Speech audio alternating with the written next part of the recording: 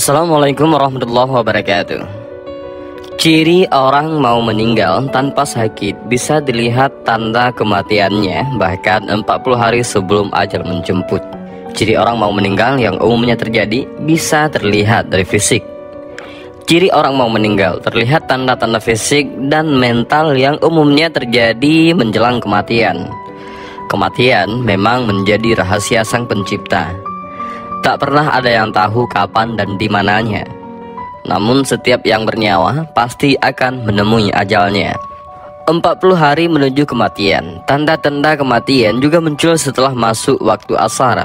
Bahagian pusat dari tubuh kita akan berdenyut. Itu pertanda bahwa daun yang tertulis nama kita dari pohon yang terletak di arasy Allah telah gugur. Lalu malaikat maut mengambil daun tersebut dan segera membuat persiapan diantaranya, mulai mengawasi kita setiap saat. Dan sesekali malaikat maut menampakkan dirinya kepada orang yang akan dicabut nyawanya dalam wujud manusia. Dan seketika itu pula orang itu akan terasa terkejut dan bingung melihat malaikat maut. Ciri yang pertama, orang yang akan menemui ajal adalah lebih banyak tidur.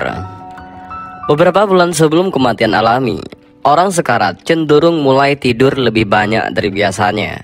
Saat mendekati kematian, metabolisme tubuh akan turun. Tanpa pasokan energi alami yang stabil, kelelahan mudah terjadi.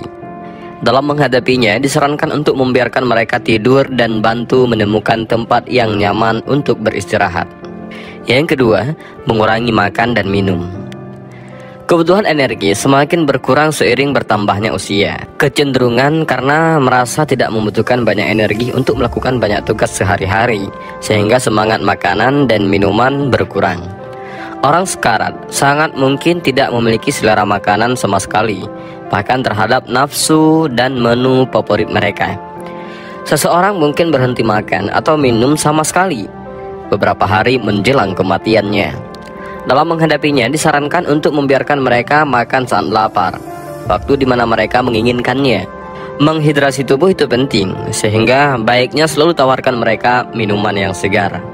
Ketika mereka cukup lama tidak minat minum sama sekali, Anda dapat menepuk-nepuk ringan bibir mereka dengan sapu tangan basah atau yang dingin, agar kulit halus di sekitar bibir tetap lembab.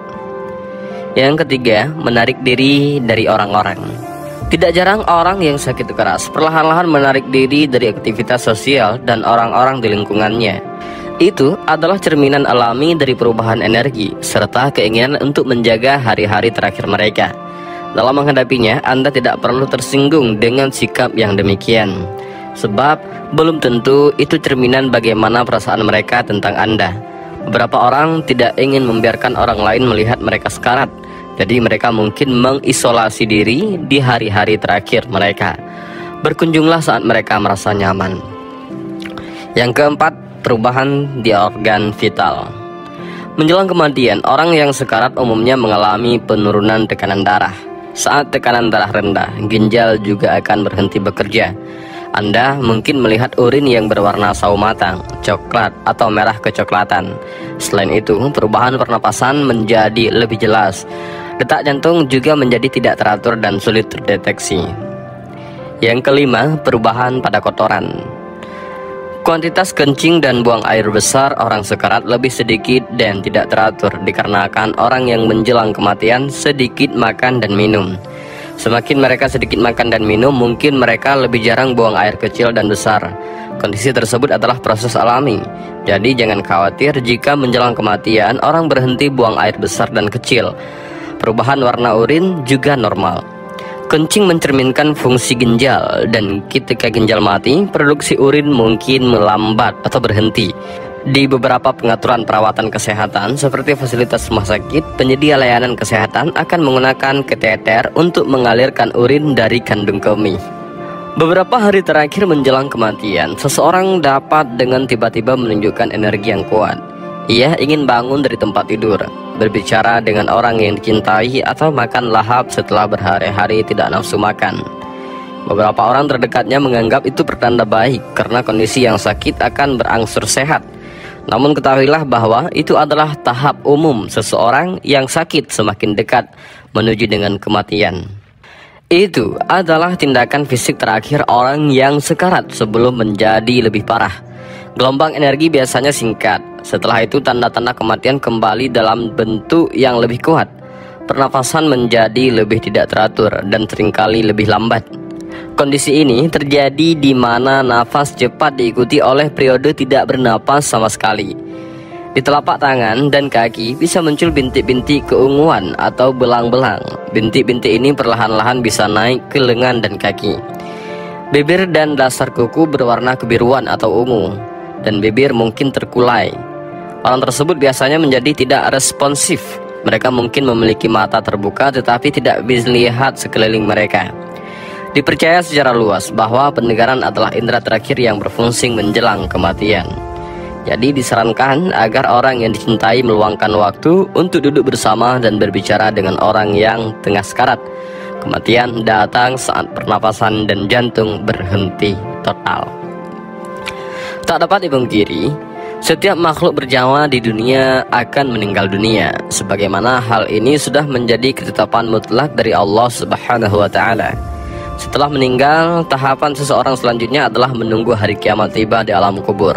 Alam kubur atau barzakh ini merupakan tempat tahapan kehidupan setelah di dunia sebelum akhirnya ke akhirat.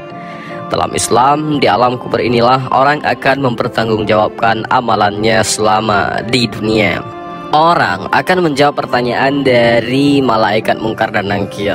Apabila selama di dunia orang tersebut dinilai soleh, maka ia akan mendapatkan nikmat di alam kubur. Sebaliknya, bagi orang yang dinilai lalai atau tak beriman, maka ia akan mendapatkan azab atau siksa kubur amat pedih. Muslim khususnya percaya betapa mengerikannya azab dan siksa kubur. Oleh karena itu, Allah dan Rasul-Nya tak henti menuntut dan memperingatkan hambanya agar selama di dunia berbuat kebaikan dan menghindari segala dosa. Hal itu dimaksudkan agar terhindar dari azab atau siksa kubur, malapetaka hingga balasan di akhirat nanti. Doa merupakan satu permohonan yang dipanjatkan untuk meminta keselamatan hidup. Doa berupa permintaan, pertolongan, termasuk meminta ampunan. Oleh karena itu, senantiasa berusaha dan berdoa agar selamat dari azab atau siksa kubur yang sangat diperlukan. Dalam beberapa riwayat, bahkan Rasulullah SAW pernah mewasiatkan doa agar selamat dari azab dan siksa kubur. Dan berikut adalah doa-doa agar selamat dari azab dan siksa kubur. Yang pertama adalah Allahumma inni a'udzubika min azabi jahannam wa a'udzubika min azabil qabri wa a'udzubika min fitnatil masiihid dajjal wa a'udzubika min fitnatil mahyat wal mamat. Ya Allah, sesungguhnya aku berlindung kepadamu dari azab jahannam, dan aku berlindung kepadamu dari azab kubur, dan aku berlindung kepadamu dari fitnah dajjal, dan aku berlindung kepadamu ya Allah dari fitnah kehidupan dan kematian. Hadis riwayat Bukhari dan Muslim. Ada juga yang lain yang diajarkan Rasulullah SAW yang artinya adalah, ya Allah, sesungguhnya aku berlindung kepadamu dari siksa kubur, aku berlindung kepadamu dari fitnah al-masih dajjal, dan aku berlindung kepadamu dari fitnah kehidupan dan sesudah mati. Ya Allah, sesungguhnya aku berlindung kepadamu dari perbuatan dosa dan hutang. Menurut Syekh Sa'id bin Muhammad Ba'shin dalam kitab Busyral Karim menuliskan beberapa bekal saat menjelang sakratul maut dan selamat dari berbagai siksa kubur. Salah satunya adalah membaca surat Al-Ikhlas.